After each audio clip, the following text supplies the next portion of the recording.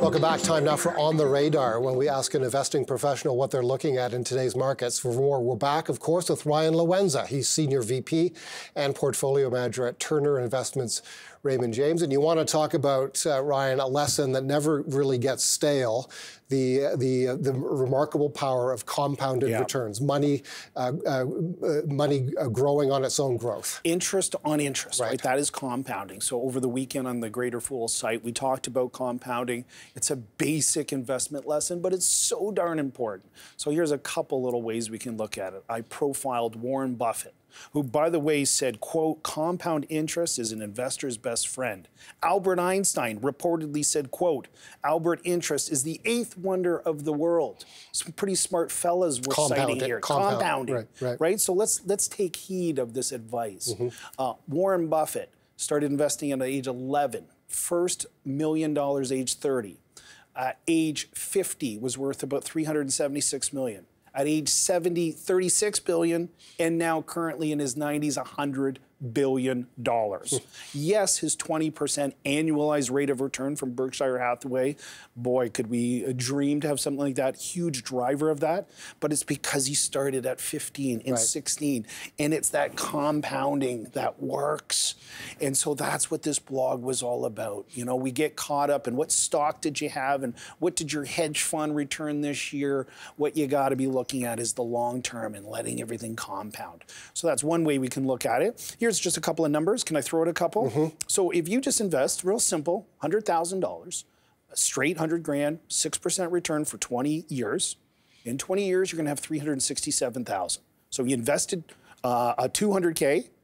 Okay, so yeah, you got 200K. You got 167,000 of growth. Okay, if you did that same thing, 100K for 40 years, you would have $1.5 million. So you invested $100,000 every year. Sorry, you got a 400K. That then grows to $1.5 million. So that additional 20 years at the same rate of return gets you an additional $1 million. It's that compounding, the earning the interest on the interest. So that's the key point here.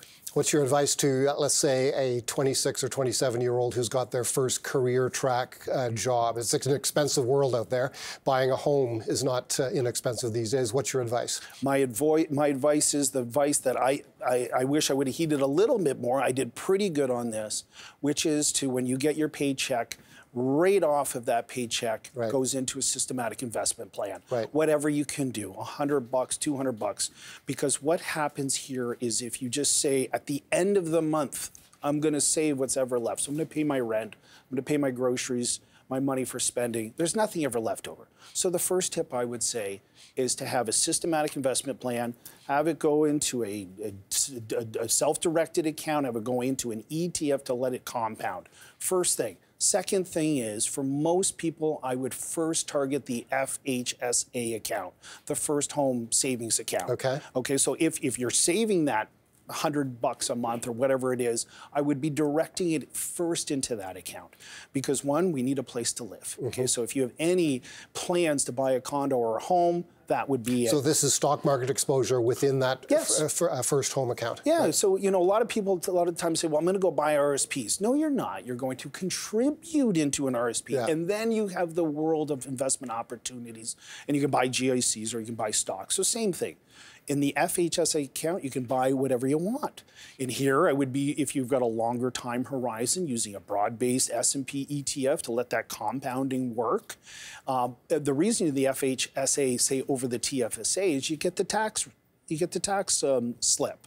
Okay, so if you put in the $8,000, if you're starting out at 60 grand a year in income, you put in 8,000, you subtract the 8,000 off of your income, now you're only paying the tax on that. Secondly, you're letting the compounding in this account, there's no taxes. And third, it can be used to buy that future home or condo.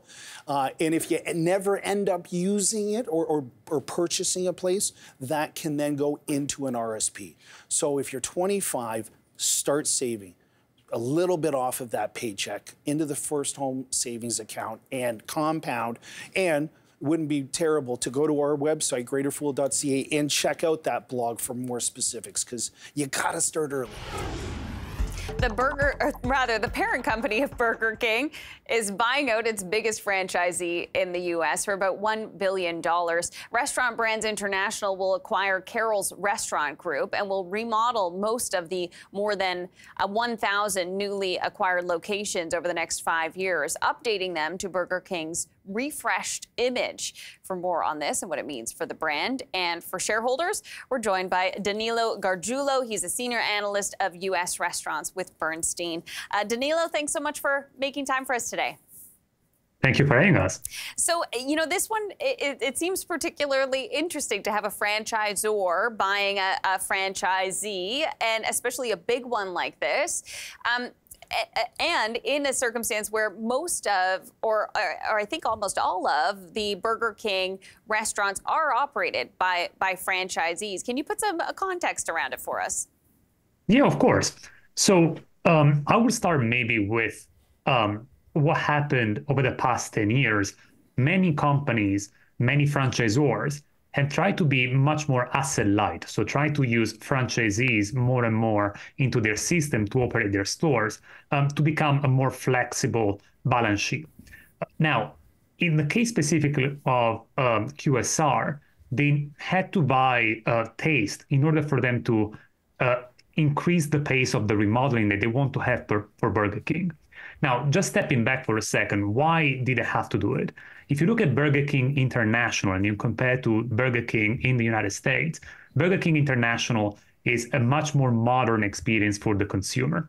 And the new chairman of Restaurant Brands International, Patrick Doyle, in conjunction with the rest of the management team, realized the potential that the same re-imaging will be having in the United States, and essentially try to replicate the same strategy, bringing it on to the United States and expedite the level of remodels. Now, in order to do that, they established a funding system or an incentive scheme for their franchisees in order for them to be remodernizing their store base. But obviously, an opportunity like this one of acquiring a franchisor accelerate the pace of the remodels, gives them an opportunity to really step change the rapidity of the strategy deployment, and implies that QSR will be going into kind of faster growing mode sooner compared to renegotiating on a one-on-one basis with individual franchisees. That's really helpful context. I wonder, when it comes to the price that Restaurant Brands would be paying for Carrols Restaurant Group, if we take a look at the share price over the last year or so, I mean, if they were thinking of doing this deal a year ago, we're looking at Restaurant Brands, but if we look at Carrols Restaurant Group, sorry about that, control room. If we look at Carrols, you can see that the shares were trading around $2 a year ago, and now, I mean, today they're near the deal price of $9.50, but or $9.55 was the deal price. But why do you think Restaurant Brands thought that now was the time to do this deal when the share price there has climbed so much over the past year for Carrols?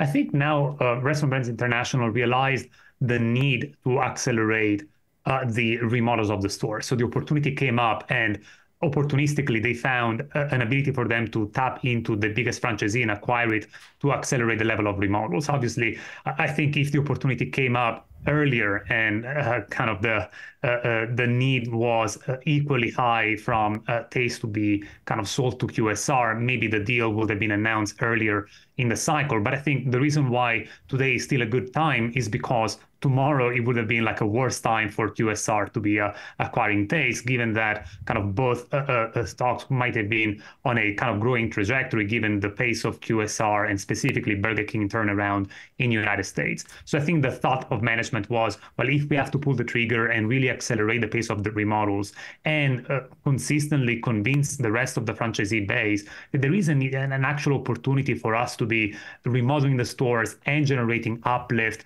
on EBITDA on their franchisees, the best time to do it is today.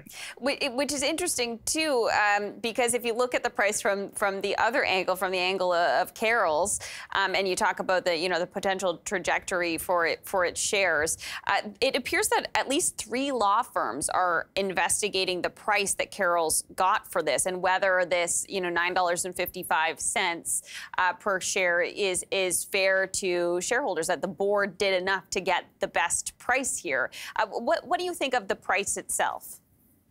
So look, I'm not going to go into the specifics of Taste just because it's not a covered company from Bernstein, but I would say that in general, what you will need to consider is what is QSR going to be doing with the assets acquired by Taste. And I think QSR didn't want to necessarily overpay for shares when they knew that they would have to take on some burden in terms of increased level of assets they will be operating. And so I think QSR knew that getting onto this deal, they might have had some multiple compression because typically the market tends to pay for the kind of asset-light model that franchisors tend to have. And so onboarding 1,000 additional stores, almost quintupling the number of stores that Burger King is operating themselves, obviously added a level of risk into the QSR stock. So I think, part of the negotiation tactic between QSR and Taste might have been precisely on the share price. And I think the reason why the share price came to the one that we have today is because QSR believes that potentially kind of turning around the stores and eventually refranchising them later on might yield them to at least an EPS neutral, so non-accretive, a non-dilutive type of deal, and potentially even accretive, if you can convince your kind of incoming franchisees that the value of the asset is going to be more than 6.6 times EV over EBITDA. Yes. How do you think that it will play out, Danilo, in terms of the payoff here for Restaurant Brands? Look, I think the guidance that QSR has given on the uplift that they might be seeing on same-store sales basis is relatively realistic. I don't want to say conservative, but I think there is more opportunity that they might have necessarily stated when the Reclaim the Flame program was announced in 2022, end of 2022. I think early indication seems to suggest that there is a potential upside above and beyond the original guidance. And my expectation is that actually they're going to be surprising to the positive. So to this end, you might be seeing an increased level of EBITDA, underlying EBITDA for the franchisees. And so even when you're selling, even if you don't sell it for the same level of a multiple, for QSR might still be a kind of a value neutral type of deal acquiring Taste. Because again, remember that they're not going to be holding on to these assets in perpetuity. They want to perhaps hold only 20% of the acquired stores in the long run. They want to, over time, try to diversify their franchisee base and resell the stores to more local franchisees who have better opportunity to operate their stores and understand the local dynamics of the demand. And Danilo, you've got an outperform rating on Restaurant Brands on QSR. Can you give us just a little bit on what you're expecting in terms of the trajectory for its share price? Yeah, and maybe what I will say here is, what is the biggest debate? Because I was listening to your segment just before ours on kind of the state of the Canadian consumer. And I think the biggest differentiator that we see here, at least in our thesis, is obviously the resilience of the Burger King system and the ability for Burger King to turn around already in 2024 with the outpacing of remodels. Also, we think that the international exposure and continued growth in the unit is going to be really a differentiator for Burger King and for Popeyes in the longer run. But I think the biggest point of debate that I'm having with investors seems to be lying on the resilience of the Canadian consumer. And in particular, I'm expecting a mid-single digit level of same-store sales for Tim Hortons Canada, whereas I think the expectations in the market are into low single digit. And my expectation is that if Tim Hortons continues to be the most resilient brand, can capitalize on the investment they're making on food, investment on core beverages, and investment on digital they have been making over the past couple of years, they should be able to see a continued traffic influx into the stores, especially during a period of lower confidence from consumers, because we believe that Tim Hortons is a good trade down beneficiary. This has been demonstrated during the great financial crisis.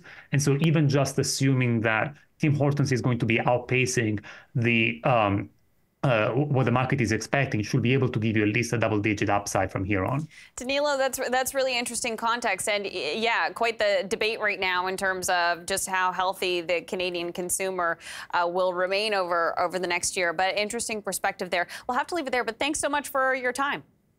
Thank you for having us. That was Danilo Gargiulo, Senior Analyst of U.S. Restaurants with Bernstein. Well, they say there's an app for everything these days. For example, TaskRabbit, the same-day service platform, matches freelance labor with local demand to help homeowners with tasks from home repairs to furniture assembly, which may very well be a factor for IKEA acquiring the business back in 2017. Its CEO, Anya Smith, has a great deal of experience running online platforms.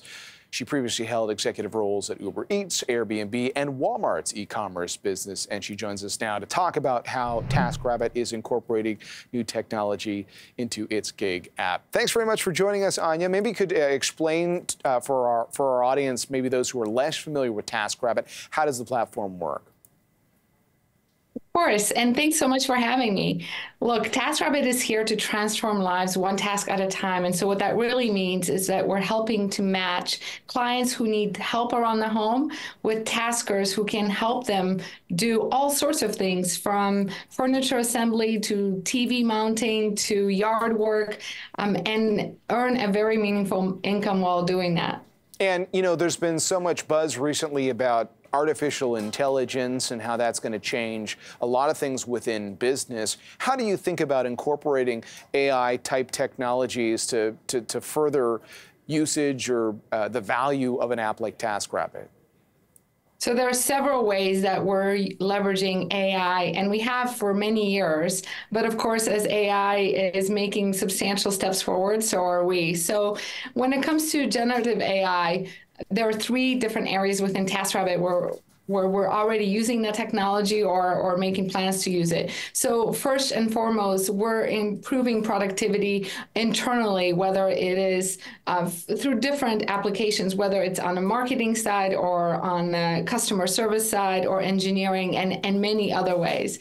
But more importantly, we're leveraging AI to really try to make sure that we're doing a much better job at matching the right tasker to the right client. So we are able to provide a much better, more convenient, and more affordable service to our clients. So we want to make sure that the tasker has the right skills, that they're available in the exact area for the right price at the right time. And generative AI can really help us to do that. And we mentioned the IKEA deal. You have a partnership with IKEA as well these days. How exactly does that work? Yes. So today, in particular in Canada, when you either walk into the store or go into IKEA Canadian website, you can not just order your furniture, but you can also order assembly of that furniture and pay directly all in one go.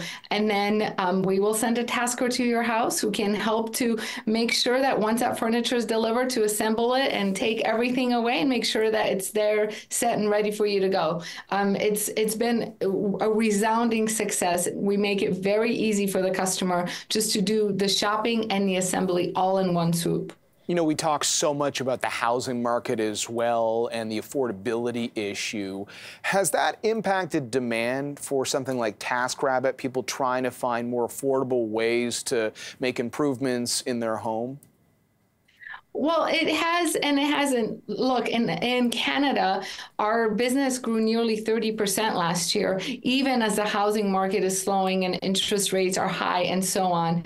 And that's because a lot of times what we are seeing people do is trying to make the work that they're doing around the home, break it up into smaller pieces, which is perfect for a platform like TaskRabbit, because taskers can come in and help with those smaller projects as well. And so while overall, we do see the housing market slow. We have seen very robust growth in Canada and are expecting for that to continue next year as well, or this coming year now as well. Staying on the economy, obviously, everyone's always curious about job opportunities. And in the case of TaskRabbit, you work with a lot of freelancers. How do you go about finding the right people? Obviously, things like quality of work, trustworthiness, these become considerations for building out, I guess, the group of taskers that you work with. Yeah, so we want to find the best taskers that we can on a platform, because obviously that provides a much richer and better experience for our clients. And so we use a lot of different ways to make sure that the folks that are coming onto the platform are the right folks and that they're eager to help. We also very much so rely on our review system. So as soon as someone does a task, they often go back and rate the tasker. They rate how the job was done, and that's very helpful in terms of making sure that the people that we're bringing onto the platform are the people who know and have the right skills and who are able to provide the right service to our clients. Just wanted to address that in the case of Uber, I believe a few months ago, the company launched Uber Tasks in Canada and the US, so a TaskRabbit-like service. So how are you thinking about the market that you have been serving? Also, how are you addressing competition? So this is just affirmation that this is a large market. There is room for many players to actually go out and grab that market. And the fact that Uber is thinking or testing in a couple different smaller cities, I think that's really great news, because there is just a ton of potential. So often we find ourselves, even myself, I find myself, oh my gosh, I need to get this done, and I just don't have the time. If I can find someone who can help me do that quickly, it's just something that I can cross off my list. So there's just a lot of opportunity. I think having the right competition allows us to continue to innovate and provide much better quality services to our clients.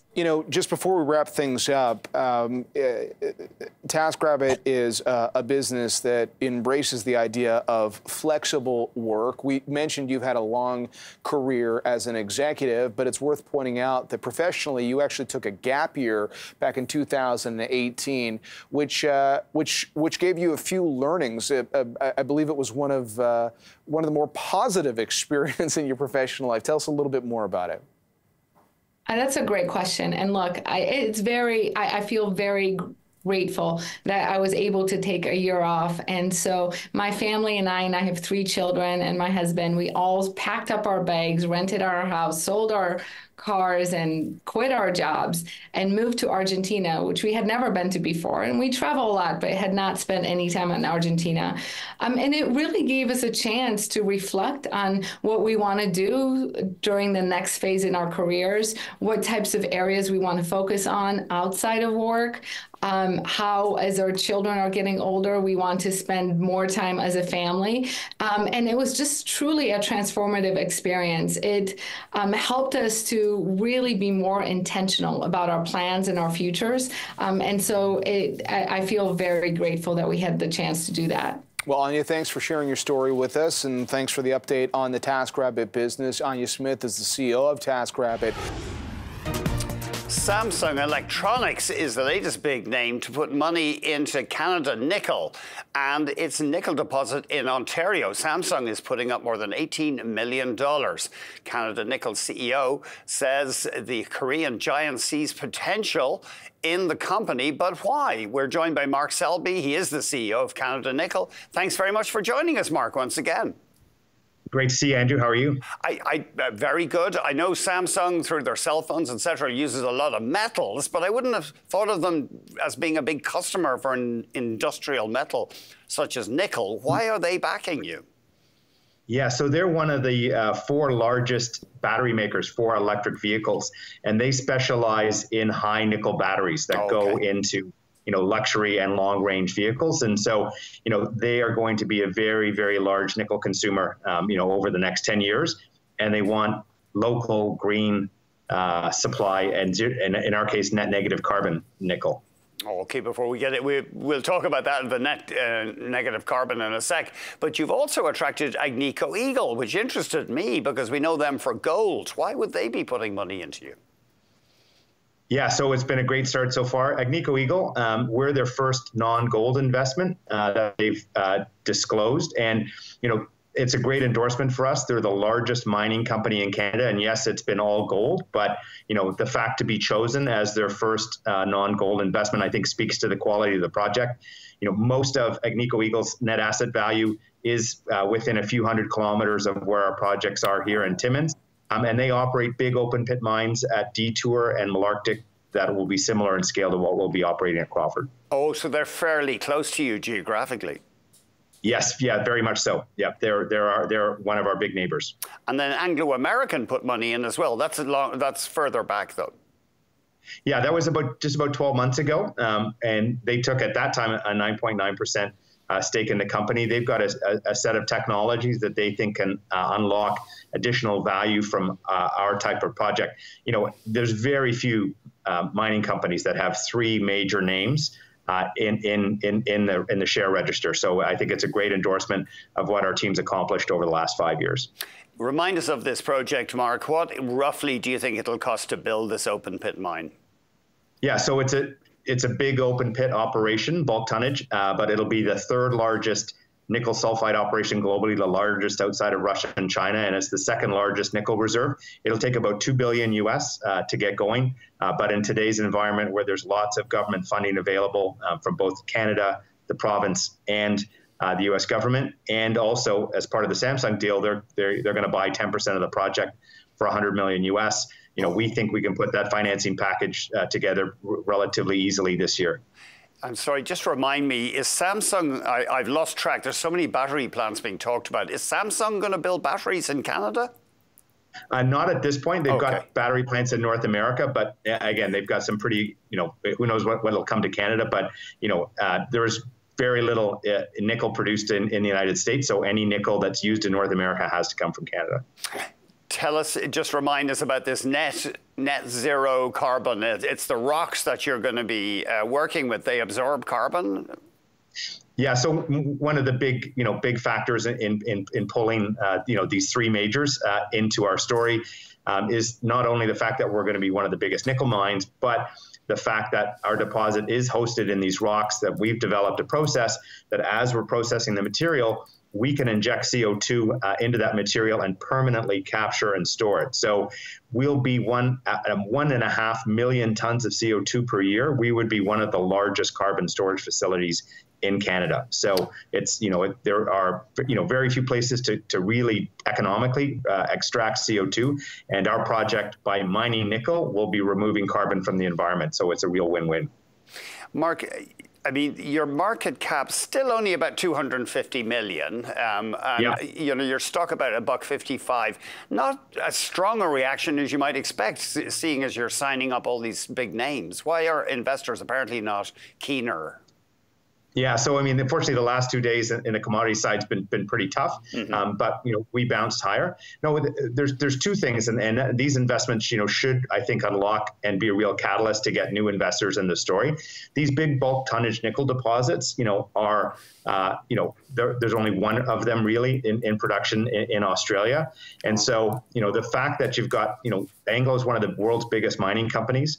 Agnico is the biggest mining company in Canada, and you've got this battery end user coming into the story, should give people confidence that yes, these kinds of deposits will work, and will work well, because Samsung's counting on getting that nickel by 2027 when we're in production. Whoa. And the other part is there's a lot of overhang in the market about Indonesian nickel supply, and again, with having a company like Samsung, who's an Asian battery maker, come to Canada, come to Ontario, and agree to invest $100 million US at a multiple of 7 times our current market cap, should give investors confidence that no, we need nickel from somewhere other than Indonesia, and the big companies are willing to put their money where their mouth is. So most investors should take a good look. Mark, we've only got 10 seconds. You hope to be in production by 2027? Yes, yeah, permits by mid-2025, and we'll be ready to build at that point, and first nickel out of the mill at the end of 2027. Thanks very much. Mark Selby of Canada Nickel.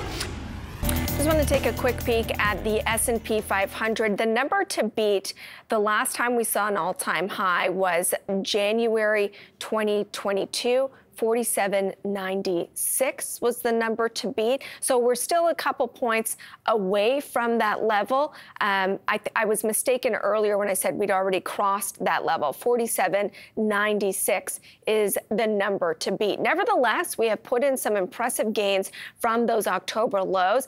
And this has taken the NASDAQ, especially that NASDAQ 100, to fresh record highs. The Magnificent Seven has also been along for that ride. Not all of them, but this group of stocks that make up about 25% of the S&P 500 also at records. But our next guest is avoiding the large players. For some perspective onto why, we've got Kevin Rendino, Chairman and CEO of 180 Degree Capital. Kevin, thank you so much for being with me.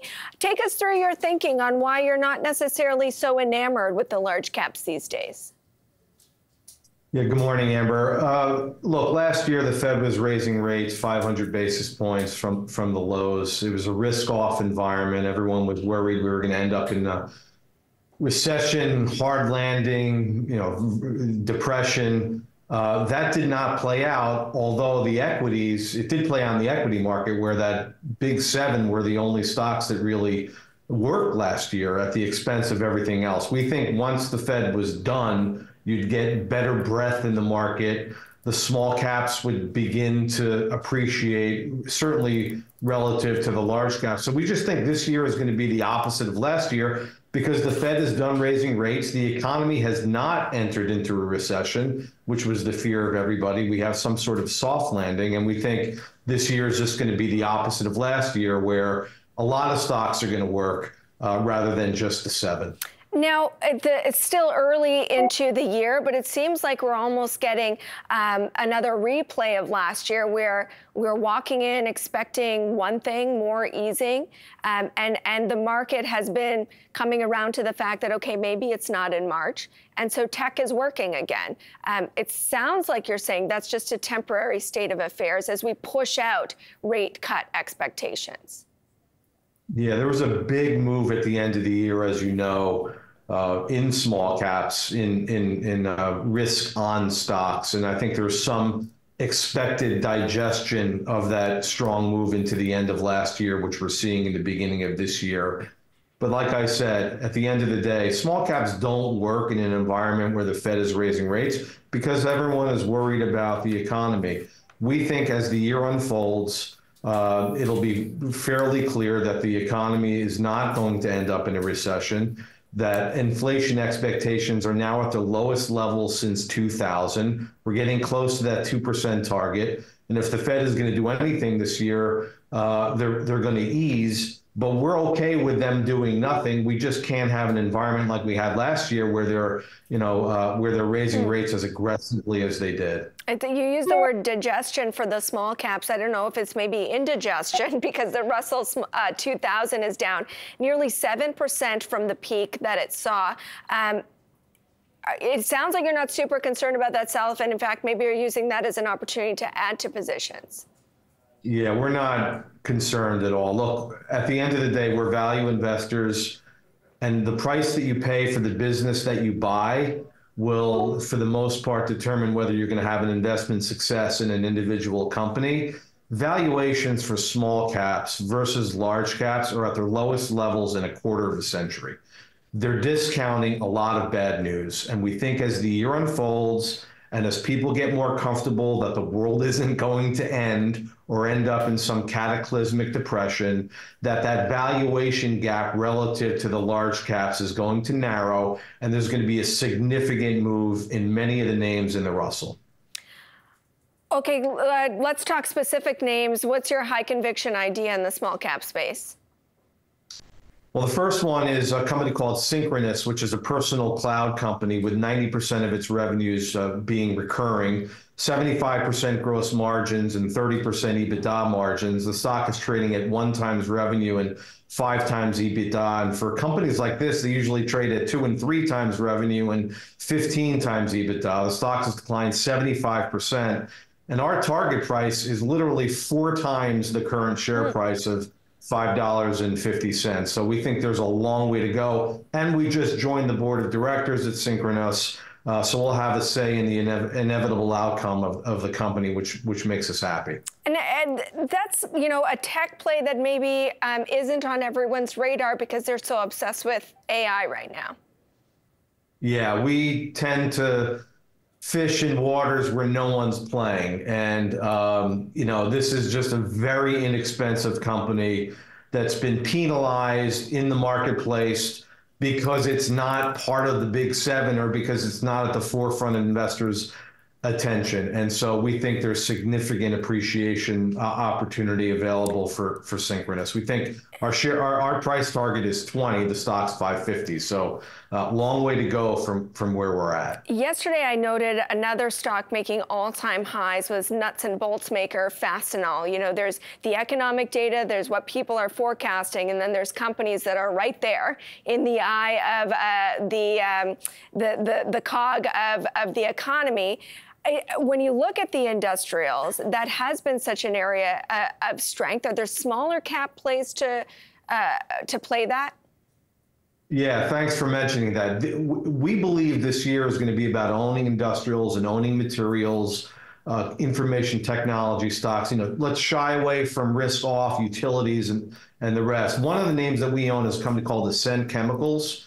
Or Ascent Industries. It's a chemical and steel producer that recently sold a sizable portion of its steel business to focus more squarely on the higher margin, more predictable chemical side of the business. This should allow for a higher multiple over the course of the cycle. And we expect this company will be a pure play chemical company over the next couple of years and have a stock price that's 2 times the $10 or so that it's trading on the NASDAQ. So destocking the chemical business has been a problem. Depressed pricing in the steel business has been a problem. The stock has declined 50% over the last couple of years. But we think there's significant appreciation available for a company like this, which is just undiscovered, unloved, and no one's talking about it.